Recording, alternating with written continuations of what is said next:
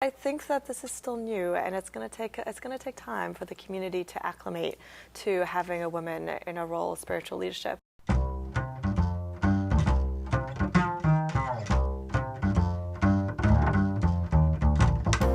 This is Faith Complex, a dialogue about the entanglement of religion, politics, and art.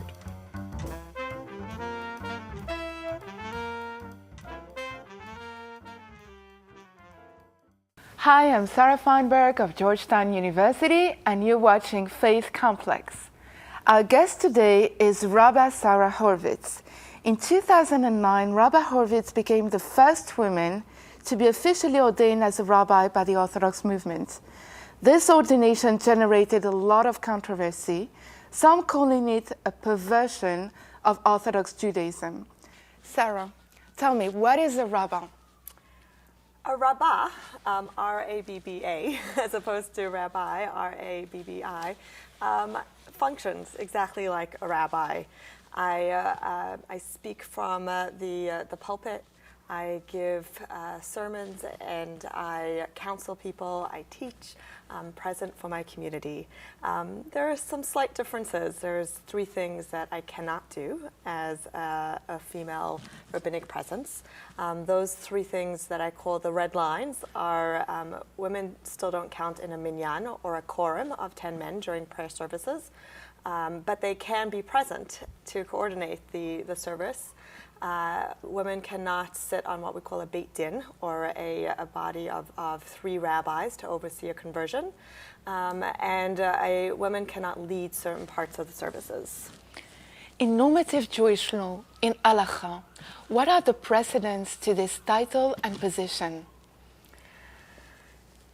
First of all, I should say that throughout history, there have always been women who have achieved leadership roles, significant leadership roles. I just have to mention Marat Osnat, Marat means Mrs. Osnat, as one example in Kurdistan. She became the head of the Rosh Yeshiva, the head of the school training men to be rabbis. In terms of halachic law, Jewish law, there isn't a lot of limitations on women being present in a rabbinic role.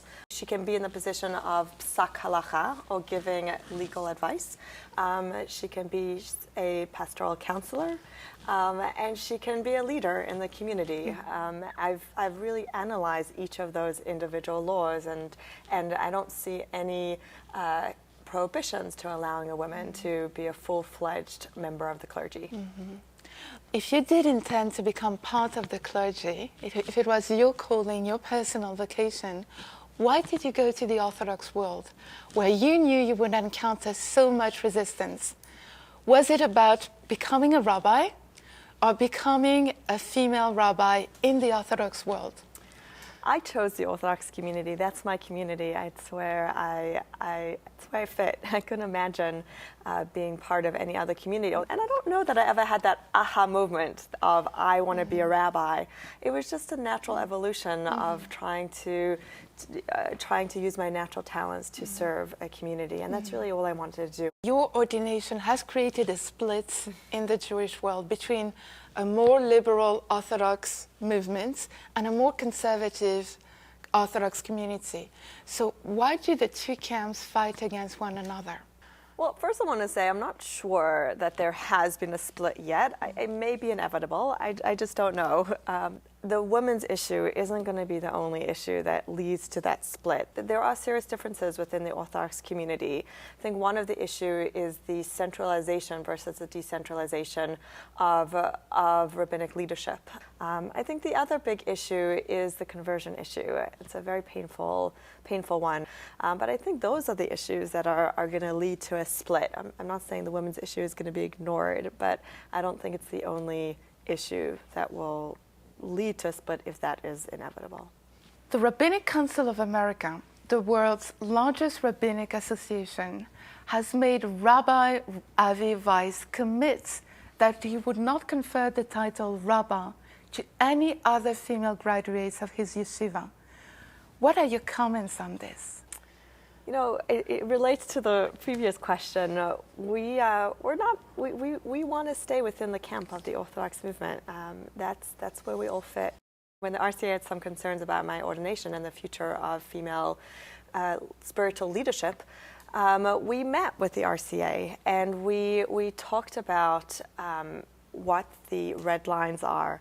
And I think we entered an agreement. I think the RCA was pushed much further than they have ever been before in acknowledging what women can actually do. I can even say from my own journey that when I started out, people were uncomfortable, but the more I go to communities, the more people see that I'm able to contribute to a community, that I'm there to teach and to be a role model for others, the more acclimated people become to seeing a woman in a spiritual leadership position.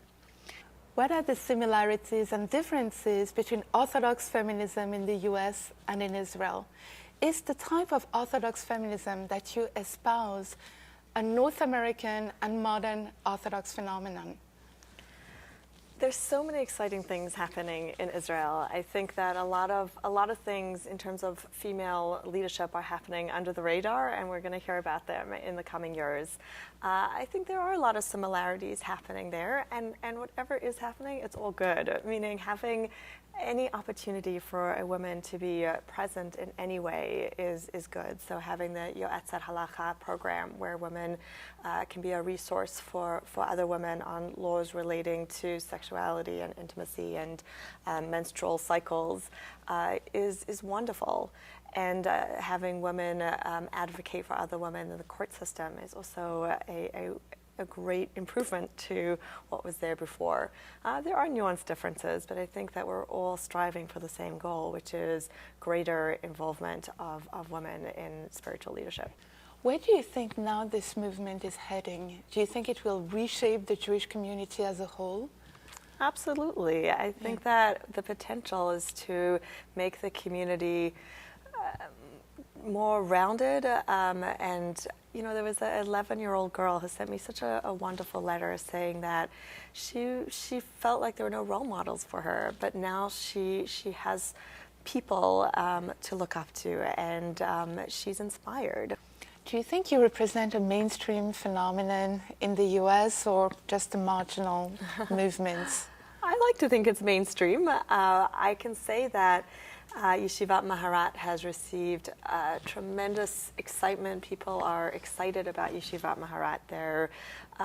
It's as if people have been waiting for an institution. When we open up our doors in September of 2009, we received 35 applications, which let us know that that there are women who are thirsting for serious Torah knowledge, and they're interested in leading and contributing to the community. So I would like to think that this is going to be something that's going to become a norm, but I do recognize it's going to take time. I know, Sara, you have 3 beautiful boys.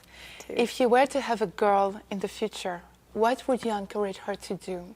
Well, first of all, I feel so blessed with my 3 children, and I think that there is maybe there's an irony that I don't have girls, but I do think it's a privilege to raise boys who are open and think it's so natural that women can be rabbis and can be a rabbinic presence. And so that, I feel, is a big contribution. And even though my older ones are only in kindergarten, they've let everybody know that women can be rabbis, despite the fact that some of the kids argue with them. We've been speaking to Rabba Sara Hurwitz. Sara Hurwitz, thank you for being on Faith Complex. It's a pleasure. Thanks for having me.